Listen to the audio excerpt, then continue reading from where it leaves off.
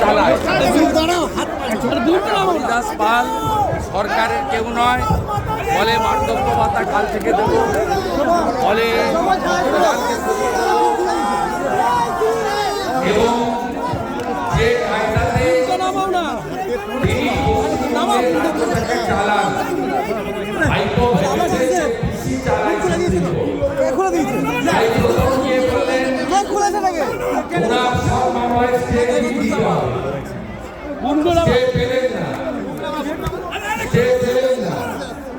এখন গেলেন আজকে আবার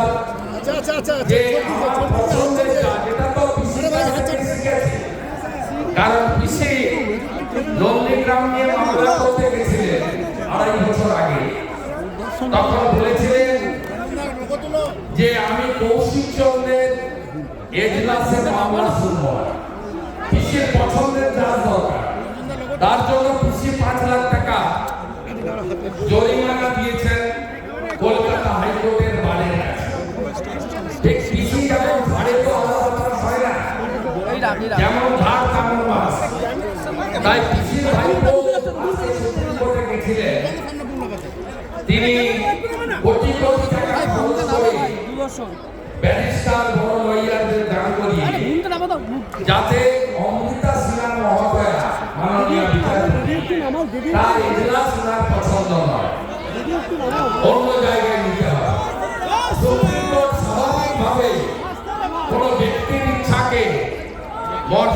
ইচ্ছাকে স্বীকার না করে বিচার ব্যবস্থার যে গরিমা আছে তাকে বজায় রেখেছেন এবং দুগালে দুটো থাপ্পড় খেয়ে আবার back to the cabinet. Lalit Jha Trinamool যুব কংগ্রেস করে, ললিত ঝা তৃণমূল যুব কংগ্রেসের পদাধিকারী। আমি দিল্লি পুলিশকে আমার কাছে থাকা সমস্ত তথ্য নথি একজন নাগরিক হিসেবে পাঠিয়েছি।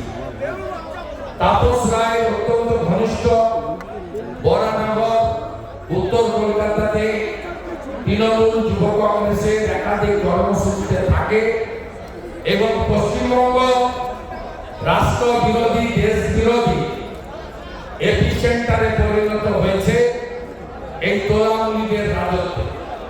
তারা পশ্চিমবঙ্গ যখন ইন্দোরের সেক্স র্যাকেট ধরা পড়ে তখন আপনি দেখবেন তখন পশ্চিমবঙ্গের পথ দিয়ে বাংলাদেশের লোক পাঠায়।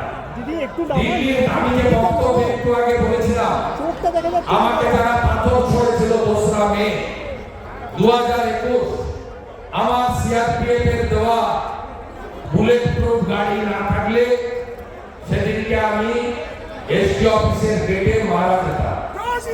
সেদিন এত বড় বড় পাথর ছড়া হয়েছে, সেই দিন যারা পাথর ছড়েছে তার মধ্যে ফিরোজ বলে একটি ছেলে, যার বাড়ি তমলুকের চরসরপুর এলাকাতে, তাকে এখনো এনআইএ জাহাঙ্গীরপুরের ঘটনাতে ইউএপিএতে গ্রেফতার করে রেখেছে।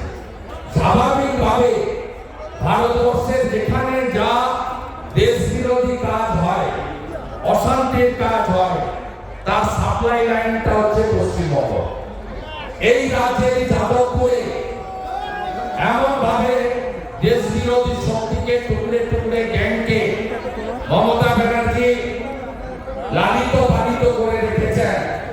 যারা আমার গাড়ির দিকে তেড়ে আসে আমরা মাওবাদী বলি, যারা ভারতের জাতীয় পতাকা 26শে জানুয়ারি বা 15ই আগস্ট যাদবপুরে তুলতে দেয় না, যারা জাতীয় সঙ্গীত গাইতে দেয় না, যারা বন্দে মাতরম বলতে দেয় না, তাদেরকে মমতা ব্যানার্জি এখানে রেখেছেন একটাই শর্তে, 21 সালের মতো এরা নো ভোট টু বিজেপি করবে আর উনি এই সমস্ত শক্তির কাঁধে ভর করে ক্ষমতায় থাকবে।